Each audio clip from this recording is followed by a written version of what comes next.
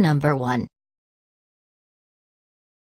In 2014, the singer made it to third place in the NBC show The Voice. Music industry executives were so convinced about her star power that prior to the completion of the contest, she had received several offers that were not contingent on where she finished in the competition. She eventually signed with Island Records. After a performance at Plaza Live Orlando Theater in Florida, the singer conducted a meet and greet with fans when Kevin James Loibl, aged 27, shot and killed the singer in front of her loyal followers. Her brother Marcus tackled the killer. Instead of escaping, the murderer shot and killed himself. Number 2. The Cirque du Soleil, a modern Canadian circus act, has made a reputation for making audiences believe that the impossible was possible. One of the troupe's masterpieces is a show called Caught, which had been performed at the MGM Grand in Las Vegas for 8 consecutive years before this fateful day. With a budget of $165 million, this show was easily the most expensive live show ever created. The fight ends when the forest people, at the bottom of the stage, throw the spearmen, at the top of the stage, off the battlefield. As one, the spearmen fall upward.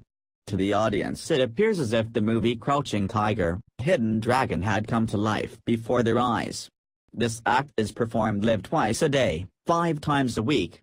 One of the spearmen, portrayed by 31-year-old acrobat Sarah Guyard-Gallo, fell to the ground, plummeting 90 feet. Number 3. This is more proof that wrestling can be dangerous, which is why those athletes require a lot of practice before any move is staged live. Mitsuharu Misawa was not as well known in the Western world, but he was considered by many to be the greatest wrestler in the 90s. Misawa was teaming with Go Shiozaki against Sato and Bison Smith, on a live pro wrestling Noah match in Hiroshima, Japan, when it happened. Unlike what the WWE did with Owen Hart, authorities immediately stopped the show at 8:45 p.m. while the wrestler was receiving CPR. Number 4. Guitarist Darrell Dimebag Abbott, formerly of the band Pantera, was performing for his new band Damage Plan in front of 250 people at the Al Rosa Villa in Columbus, Ohio. Out of nowhere a gunman jumped on stage, made a comment about Pantera and began firing at close range into Darrell's body, shooting him several times. He then turned towards the crowd where he started firing shots at them with his semi-automatic Beretta 9mm handgun. A security guard tried to disarm the killer but got shot himself.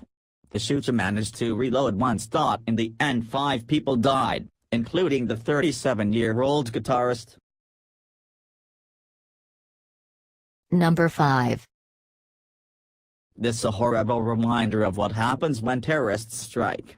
On October 23, 2002, about 50 armed rebels claiming to be from the Chechen army stormed into a Moscow theater and held the 800 spectators hostage.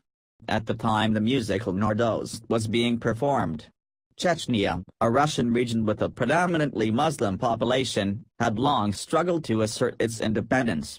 The terrorists, rebels demanded that Russia withdraw all forces from Chechnya.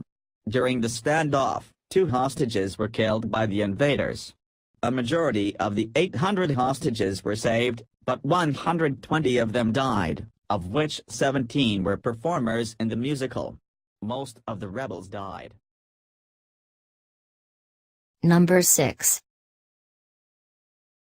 Japan's Sankaijuku dance company had garnered an international reputation for its stunning images of life and death.